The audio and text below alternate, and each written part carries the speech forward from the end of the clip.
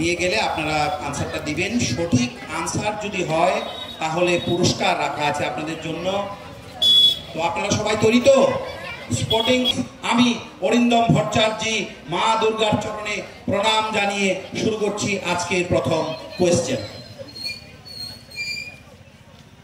আচ্ছা, আমরা তো সবাই জানি যে মা দুর্গার বাহন সিংহ, হাতে বিভিন্ন প্রকার অস্ত্র শস্ত্রে মা সুসজ্জিতা।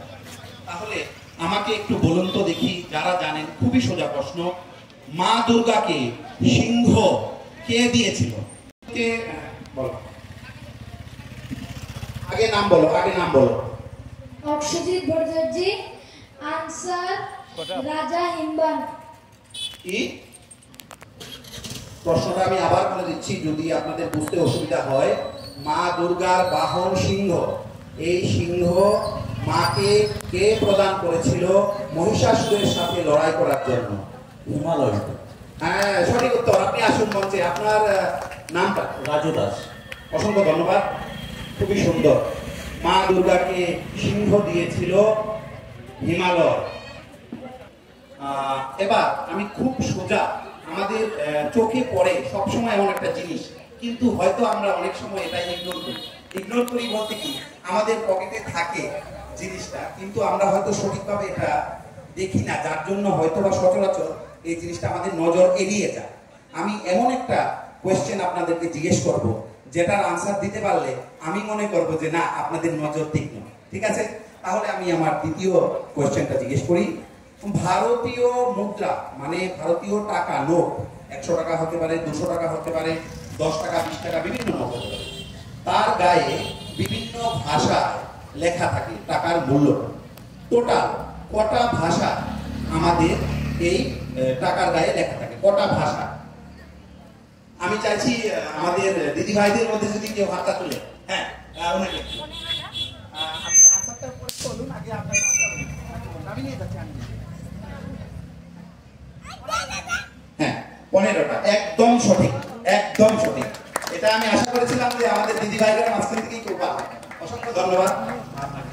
আচ্ছা, এবার আমি একটু খেলা মানে ফুটবল, ক্রিকেট এগুলো থেকে একটা আনসার করবো। আমাদের যারা দাদা ভাইরা আছেন তাদের কাছ থেকে যদি আনসারটা পাই, বা ছোট ছোট যে শিশুরা আছে ওদের থেকে যদি আনসারটা পাই, খুবই সোজা একটা প্রশ্ন, আমার তৃতীয় প্রশ্ন। তাহলে আমি করি কোয়েশ্চেনটা।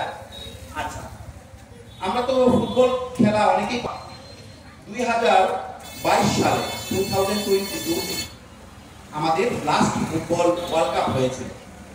প্রশ্নটা হলো, সেই ওয়ার্ল্ড কাপে চ্যাম্পিয়ন হয়েছিল কোন টিম? হ্যাঁ হ্যাঁ, আচ্ছা, আমি আগে ওকে দেখেছি তাই আগে জিজ্ঞেস করি। ঠিক আছে, তোমার নামটা বলো, জোরে বলো। আচ্ছা, আনসারটা বলো। অসাধারণ, অসাধারণ। আমাদের এই পাড়া ওদের ট্যালেন্টের অভাব নেই। সত্যি আজকে কিছুক্ষণ আগে আমরা দেখলাম যে কি সুন্দর গ্রাম বাজিয়ে আমাদের শোনালো, কি সুন্দর, অসাধারণ। কেউ গান গাইছে। এভাবেই তো একটা সমাজ বিকশিত হয়। একটা পাড়া যখন বিকশিত হয়, সেইভাবে একটা ধীরে ধীরে একটা অঞ্চল, একটা শহর, একটা দেশ বিকশিত হয়। আমার দৃঢ় বিশ্বাস। দেখুন, আমাদের পুজো উদ্বোধনে আমাদের এখানে এসেছিল অরিত্র রায়, যে ত্রিপুরা থেকে প্রথম এভারেস্টে চড়ছে। এটা কিন্তু চারটিখানি কথা না। ত্রিপুরা থেকে আজকে ভারত স্বাধীন হয়েছে কত বছর? প্রায় 80 বছরের কাছাকাছি।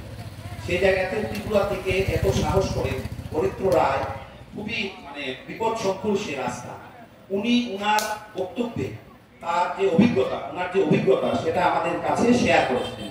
যারা উপস্থিত ছিলেন তারা নিশ্চয়ই ওনার বক্তব্যটা আপনারা ফলো করেছেন। যদি ফলো করে থাকেন বা শুনে থাকেন, ওইখান থেকে আমি একটা কোয়েশ্চেন করব।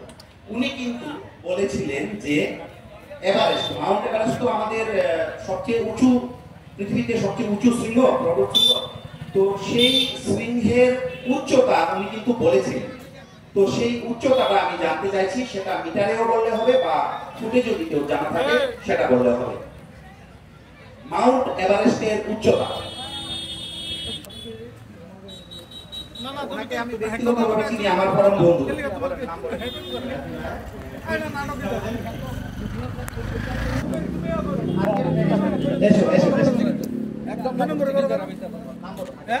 একদম